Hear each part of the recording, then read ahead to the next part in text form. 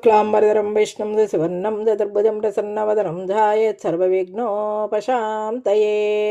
ఐశ్వర్యానికి కారకుడు శివుడు. ఈశ్వరానుగ్రహంతో ఐశ్వర్యం పొందిన కుబేరుడికి ఒకసారి తానే ధనవంతుడననే అహంకారం కలిగింది. అందువల్ల దేవతలందరికీ మంచి విందు భోజనం ఏర్పాటు చేసి తన గొప్పతనాన్ని చాటుకోవాలని తలచాడు. కుబేరుడు దేవతలందరినీ ఆహ్వానించి శివపార్వతులను ఆహ్వానించడానికి కైలాసానికి వెళ్తాడు. శివుడు కొండల్లో ఉంటాడు. ఒక ఇల్లు కూడా ఉండదు. నా ఇంటిని చూసి శివుడు ఆశ్చర్యపోతాడు.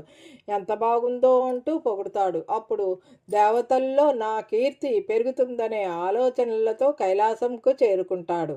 శివుడు సర్వాంతర్యామి. ఎవరెవరు ఎప్పుడెప్పుడు ఏమనుకుంటున్నారో అన్నీ తెలుసుకోగలడు. కుబేరుడు అహాన్ని పసిగట్టాడు.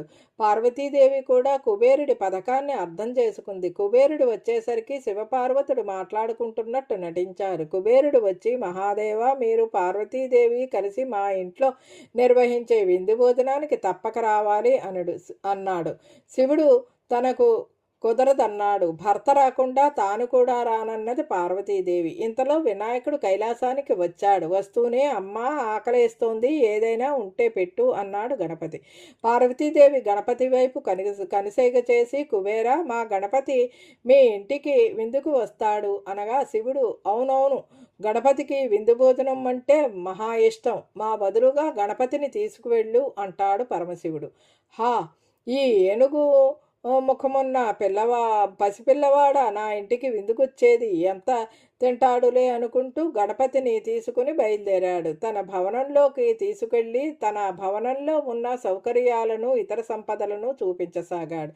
ఇవన్నీ వ్యర్థం, త్వరగా ఆహారం పెట్టండి అని గణపతి అనగా కుబేరుడు భోజనం సిద్ధం చేయవలసిందిగా అక్కడున్న పనివారికి ఆజ్ఞ చేశాడు. వెంటనే బంగారు కంచం పెట్టి రకరకాల తీపి పదార్థాలు, పానీయాలు, కూరలు, పండ్లు గణపతికి వడ్డించారు. కుబేరుడు చూస్తుండగానే ఒక్క పెట్టున గణపతి కంచంలో ఉన్న ఆహారాన్ని, అక్కడ పాత్రల్లో పెట్టిన ఆహారాన్ని తినేసి ఇంకా తీసుకురండి అంటూ ఆజ్ఞ చేశాడు. సేవకులు వంటశాలలో ఉన్న ఆహారం మొత్తాన్ని తీసుకువచ్చి గణపతికి వడ్డించారు. అయినా గణపతి ఆకలి ఇసుమంతైనా తగ్గలేదు, కడుపు నిండలేదు.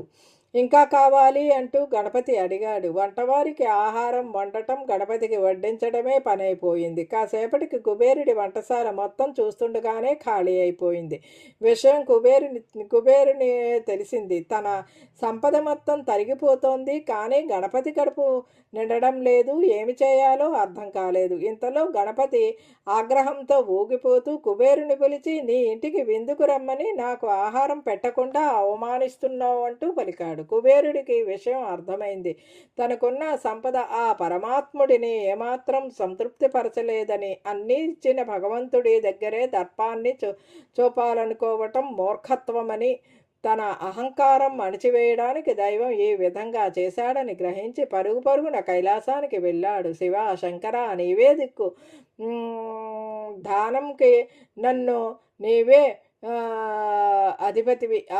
అధిపతిని చేశానని మరిచి అహంకారంతో ప్రవర్తించాను. అందుకు ప్రతిగా గణపతి నా సంపద మొత్తాన్ని ఖాళీ చేసి అన్నీ ఇచ్చిన భగవంతుడే అహంకరించిన వారి సర్వసంపదలు తీసివేస్తాడని నిరూపించాడు. మీ బిడ్డడైన గణపతి ఆకలి తీర్చలేకపోతున్నాను, ఏదైనా మార్గం చూపించండి అన్నాడు. అప్పుడు శివుడు, కుబేరా, నీవు ఇంతసేపు అహంకారంతో గణపతికి భోజనం పెట్టావు, అందుకే గణపతి సంతృప్తి చెందలేదు. గణపతికి కావలసింది భక్తి మాత్రమే. నీకు ఎంత ఉన్నదన్నది అతనికి అనవసరం. నీవు ఎంత భక్తితో సమర్పించానన్నది మాత్రమే గణపతి చూస్తాడు. ఇదిగో ఈ గుప్పెడు బియ్యం తీసుకుని అహంకారం విడిచి చేసిన తప్పుని ఒప్పుకుని పరమభక్తితో గణపతికి సమర్పించు అన్నాడు. కుబేరుడు ఆ గుప్పెడు బియ్యాన్ని ఉడికించి గణపతికి భక్తితో సమర్పించాడు. ఆ గుప్పెడు బియ్యం తినగానే గణపతికి కడుపు నిండి త్రేణుపులు వచ్చాయి. గణపతి సంతృప్తి చెందాడు. మనం దేవుడికి ఎంత సమర్పించామన్నది కాదు, ఎంత భక్తితో ఇచ్చామన్నది ముఖ్యం. కుబేరుడి అహంకారాన్ని అణిచివేసిన గణపతి మనలోని అహంకారాన్ని కూడా పటాపంచలు చేయుగాక. నీతి: పెట్టేది కొంచెమైనా అహంతో కాకుండా ప్రేమతో భక్తితో పెట్టడం వల్ల అంతా మంచి జరుగుతుంది. ఈ కథ అందరికీ తెలుసుననుకోండి. ఓం నమ శివాయ. ఇదండి ఈనాటి వీడియో. ఈ వీడియో కనుక మీకు నచ్చినట్లయితే లైక్ చేయండి, షేర్ చేయండి, కామెంట్ చేయండి, సబ్స్క్రైబ్ కూడా చేయండి. మరిన్ని వీడియోలు కావాలంటే బెల్ ఐకాన్ని నొక్కండి. Thank you very much.